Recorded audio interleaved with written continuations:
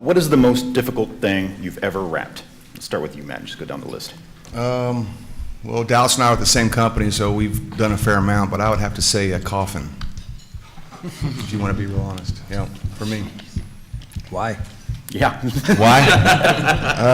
It was full. Yeah, someone was in it, just a very difficult piece to wrap, time constraints. I think some guys that will answer this question too, is not necessarily what they're wrapping that's difficult, it's the scenario and the environment they're in that makes that application or that install difficult. For me, it was a time constraint and, dealing with a coffin. You can wrap it outside the ground, though. You don't have to go into the grave. Well, we didn't give a warranty with it, though, so, I mean, that was one good thing. Dallas. For me, there's an event in Kentucky each year called the Gallapalooza, and they distribute fiberglass horses. So for me, no Lambos, but fiberglass horse seems to be the most difficult. It's on our Facebook, but pretty neat. 2 days of install, no flats whatsoever. And then it gets kind of interesting when you're actually on the bottom side of the horse and you're looking up, and it's like, oh, all right, well. We've got pictures of that as well. Yeah, it's on our Facebook and things, but it was neat, fun event. But to me, if I could do it and show people, that has been the most interesting for me at this point. Well, for me, I would say more like the Spider-Man ride vehicles at Universal Studios. Is a fiberglass body with a lot of curves and concave and deep channels and all the above, and barely any place to make a seam where you can hide it. Bigger than 54. So did it with very good stretchable media. It was a very fun job. It was difficult, but other than that, small things to me are more difficult than anything else. Helmet, motorcycles, some of these new bumpers that we see nowadays, they making this car like they don't want them to be wrapped. It's like, why are you putting this wrap around this wheel well, right? Why? But those are challenges that we need to face every day if you want to be good at it. If you want to do things that you competitors can do, it just focus and analyzing the things that you think they're impossible. That's always the way to do it. Never be afraid or anything that you might don't think you can do, but be aware of small objects are very difficult to wrap.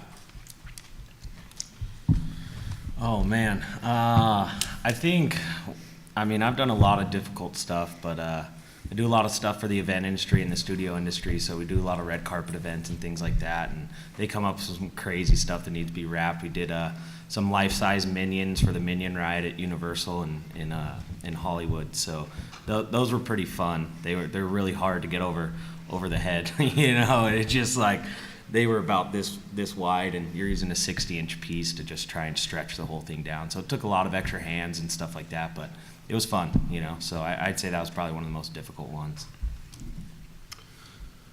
Probably the most difficult one I can think of off the top of my head is some custom-made rear fender skirts for a Peterbilt? Yeah, Peterbilt. Peterbilt. The overall length of the material was over 15 feet, and I had to use a piece that was 5 foot wide, 15 feet, and we're going over contours and everything else. I didn't want any seams. It's all in carbon fiber.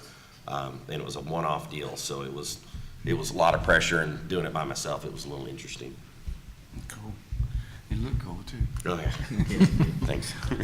I guess we were talking about environments.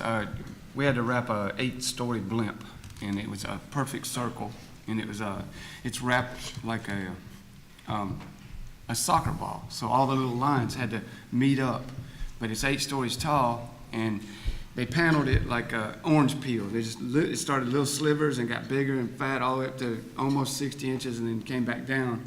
And they engineered it completely. But the thing they didn't take into consideration is when it's 10 degrees hotter or 20 degrees hotter, the blimp actually was 2 feet bigger. I mean, it's 80 feet as it was.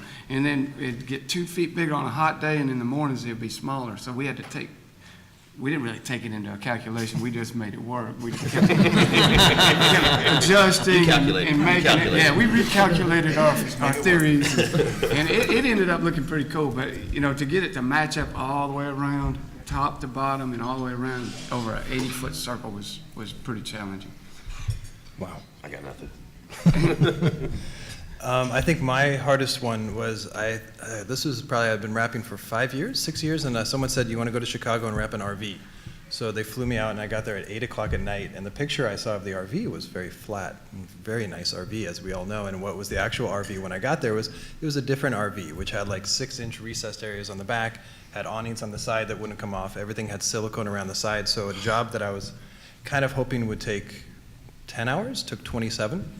So, yeah, I extended my flight back on that one. So, plus I forgot my squeegee, which was awesome. So that was with 2 credit cards and a paper towel. Sweet. Wow. That was fun, yeah. Never forgot one since, have you? No.